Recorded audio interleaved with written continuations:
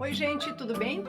Meu nome é Juliane Guzoni, eu sou jornalista, mestre em comunicação e talvez alguns de vocês já me conheçam, porque afinal, durante 28 anos, eu atuei como repórter e apresentadora em algumas das principais emissoras de TV do país. Ao longo desse período, eu era a presença constante em alguns dos principais telejornais da nossa região, do nosso estado, o Paraná, e também muitas vezes estava nos jornais de rede nacional.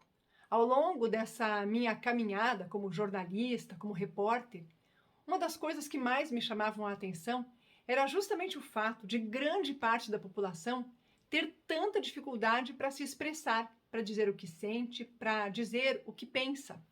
Às vezes, dificuldade para falar daquilo que faz parte do seu dia a dia, da sua rotina, como a empresa onde trabalha, a sua profissão, ou algum problema relacionado ao seu bairro, ou mesmo à sua família. Nós sabemos que a comunicação é algo essencial para o ser humano, mas eu diria até um pouco mais, diria que a comunicação é uma questão de sobrevivência. Aquele cidadão, aquela pessoa que não se comunica bem, tem, de fato, dificuldade para sobreviver nesse mundo. E aí eu vou dar um exemplo para vocês, porque isso começa desde o nosso primeiro instante de vida. Então veja bem, um bebê quando nasce, principal ferramenta de comunicação dele, ou a única, a primeira, é o choro. O choro é a primeira linguagem que o bebê apresenta e desenvolve ali uma conversa, um diálogo com a mãe. É o choro que ele utiliza para estabelecer essa comunicação. E em que situações o bebê chora? Uma criança saudável, ela vai chorar em duas situações. Se ela estiver com fome ou se ela estiver incomodada porque está sujinha. E se o bebê não se incomoda com a fralda suja, experimenta deixar essa fralda por algum tempo, que você vai ver, vai acabar resultando numa assadura, e aí o bebê não vai chorar por incômodo, ele vai chorar de dor. E a mãe, com o passar dos dias, ela consegue, inclusive, interpretar o que diz o choro do bebê. Se ele está chorando de fome, se ele está chorando de sono, se ele está sentindo dor, se é um choro só de manha e ele está querendo um colinho, um carinho. E aos poucos, esse bebê passa então a aprimorar a sua ferramenta de comunicação.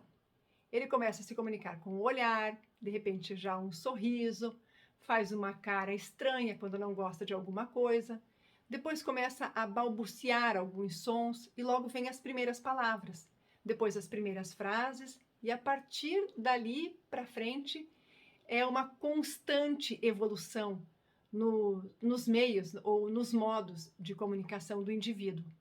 Se uma criança na infância, por exemplo, ela for muito falante, muito expansiva e não tiver muitos limites, é provável que algum adulto comece a corrigir essa criança e, em certa medida, ela pode se sentir até constrangida e desenvolver algum bloqueio.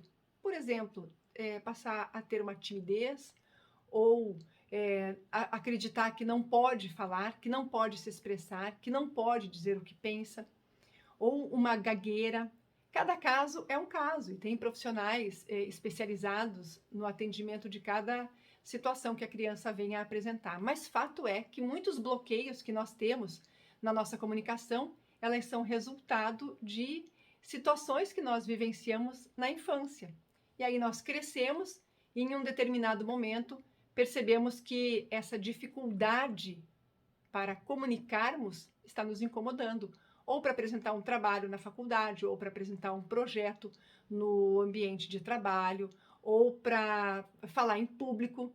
Em algum momento nós vamos perceber que temos uma dificuldade e precisamos de uma solução. Talvez por isso vocês estejam aqui, porque vocês estejam tentando melhorar essa ferramenta que pode dar a vocês novas oportunidades, permitir, por exemplo, que vocês cresçam no ambiente de trabalho, na profissão, ou que tenham relações mais saudáveis no convívio social. É ou não é?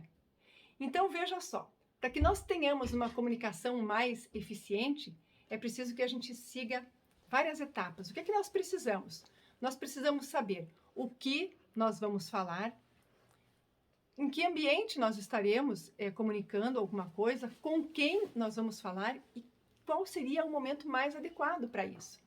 Bem, o primeiro passo dessa etapa, eu acredito que seja o autoconhecimento.